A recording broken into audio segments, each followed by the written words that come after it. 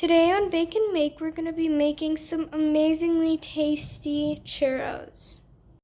Here's what we're going to need for today's recipe. Some flour, sugar, butter, and water.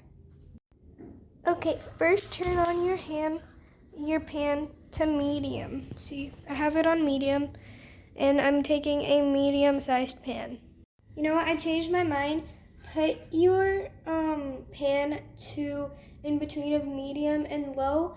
Mine goes high 6, medium 4, low. I'm putting on 4, so just in between medium and low. Okay, give your pan a couple seconds to cool down.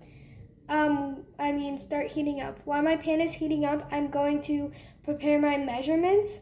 You need 1 cup of water. It doesn't matter what temperature, preferably in the middle. Half a cup of butter and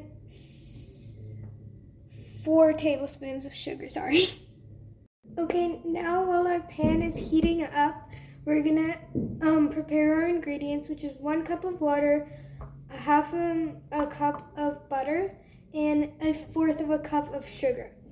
And then once it's all heated up, you're gonna add that into your pan. Okay, I'm starting by adding in the 1 cup of water.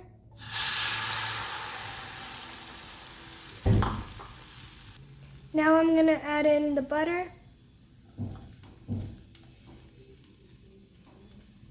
And then I'm gonna add in the sugar. Okay, now I'm gonna add in my sugar. I'm gonna add in 2 scoops of that. Just need to bring you guys over here. I'm filming from the top and using my hands, so. Okay, after all of that is put in, just continue mixing and don't stop mixing. That's so important, okay?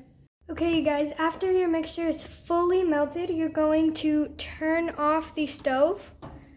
I'm going to replace mine because I don't want it to be hot anymore, so I just put it away. And then grab your 1 cup of flour and just add that in. And then start folding.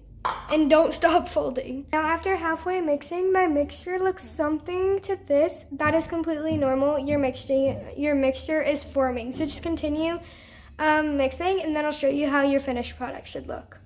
Okay, now my finished product looks something like this. It's an amazing textured dough with barely any clumps of flour. Clumps of flour are totally normal.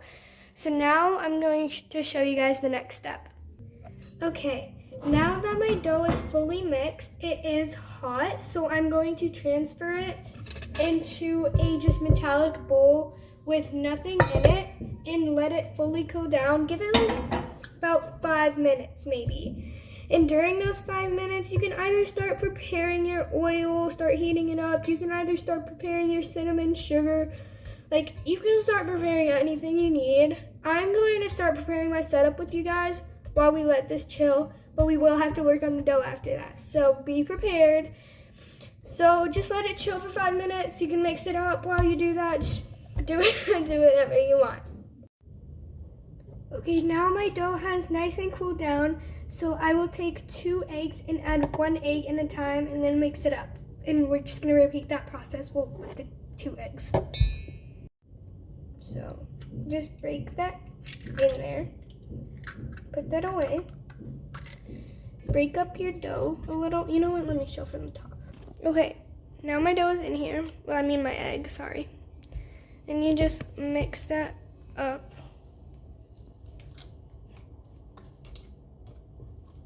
Like that, just like kind of punching it until it's nice and mixed in.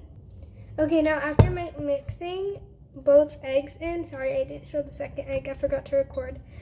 My dough is way more softer and way more like tangy. It's not as firm, okay? Okay, now to put my mixture in a piping bag, I'm gonna take a large cup and I'm gonna go get a Ziploc bag with my piping tools. Okay, now for the tip, I chose this little tip because I think it will be a nice tip. Okay, now after putting that into the cup, oh, sorry, I forgot to adjust my cams. Okay, after I put that in the cup, I'm just gonna put my mixture into the piping bag.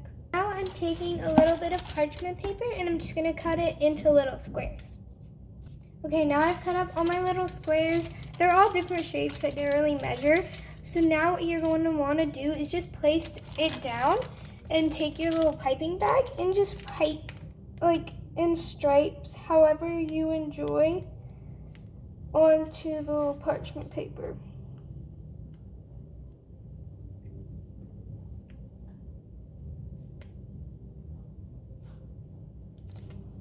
You see my serious face, I'm sorry. But this is how my first one turned out. So just continue doing that on everyone. Now after frying and sugar coating all my churros with cinnamon sugar, this is how they look and they're incredibly delicious.